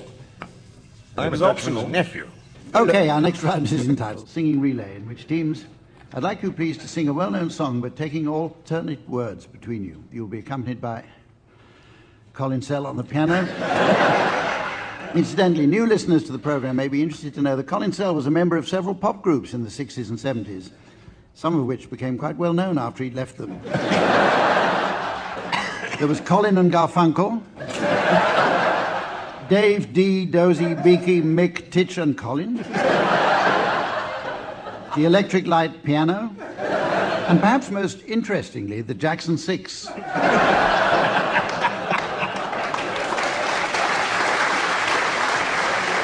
Anyway, on with the round now. Tim and Willie, what round are we playing, by the way? Hang on a minute. I don't think Mornington Crescent. Your song is the Deadwood Stage. What do they have to do, Hump? Pray tell. What? Years ago I said, a singing relay in which teams, I'd like you please to sing a well-known song, but taking alternate words between you. You'll be accompanied by Colin Sell on the piano, and I don't want to have to say that again. Tell me, I've forgotten what it was you said. All right, go on. Oh, the Deadwood stage is rolling on over the place. With the curtains flapping and the driver slapping the reins. Beautiful sky wonderful day. Whip, crack, away. Whip, away. Whip, crack, away. Oh, the Deadwood stages are heading over the hills, where the Indian arrows are thicker than concrete. Dangerous land, no time to delay. Whip, crack, away. Whip, crack, away. Whip, crack, away.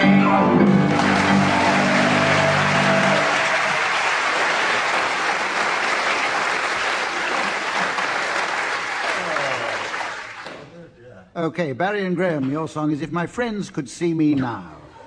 But if they could see me now, my little dusty group, traipsing round this $1 million chicken coop, I'd hear those thrift shop cats say, brother, get her drape on a bedspread made from 3 kinds of fur. All I can say is, wow, wait till the riff and rev see just exactly how he signed this autograph. What a build up! Holy cow! They'd never believe it if my friends could see me now.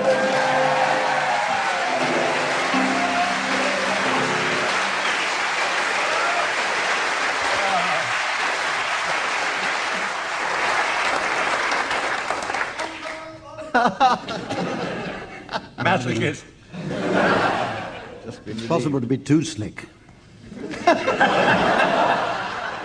Anyway, that's nearly all for this week. It's just time, I think, for a swift round of Ornithologists Film Club. Teams, I'd like you, please, to suggest some films likely to be popular with an audience of birdwatchers. And Barry, we're going to start with you.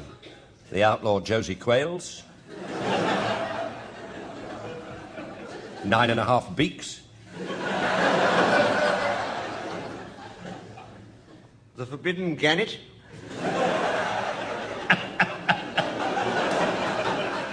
All Quiet on the Crested Grebe. Dan Quayle in Cuckoos Talking. Sean Canary in License to Trill.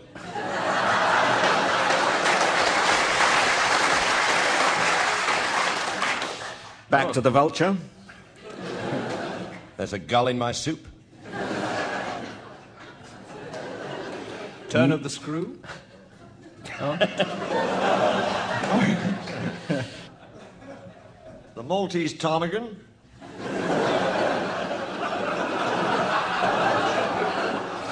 Duck Tracy. Moby Tit.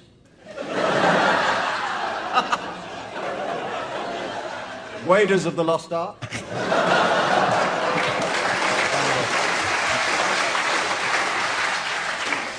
The Sound of E-Music.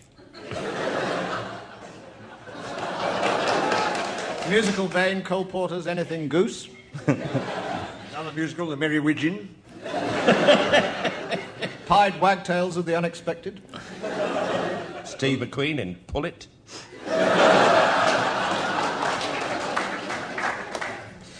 Hudson Hawk. That was a real turkey. Oh, What a Lovely Warbler. The Last of the Red Hot Plovers. Nightjar on Elm Street.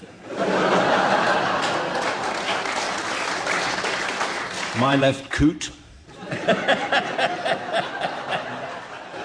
And anything starring Joan Collins. Apparently she's seen a cockatoo.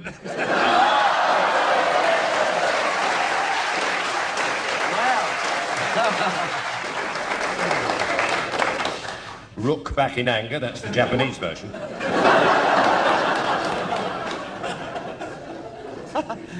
The Threatening Osprey. Well, teams, that's it, I'm afraid. Oh, wait a minute, hang on. Samantha's come up with a score. This is the exciting part. Tim Brooke-Taylor and Willie Rushton, 23.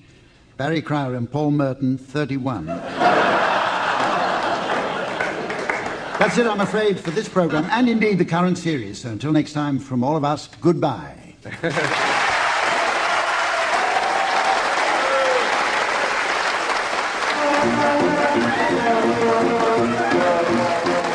Lyttelton, Brooke-Taylor, Barry Trier, Graeme Garden and Willie Rushton were being given Silly Things to Do by Humphrey Lyttelton, with Colin Sell setting some of them to music. The programme was produced by John Naismith.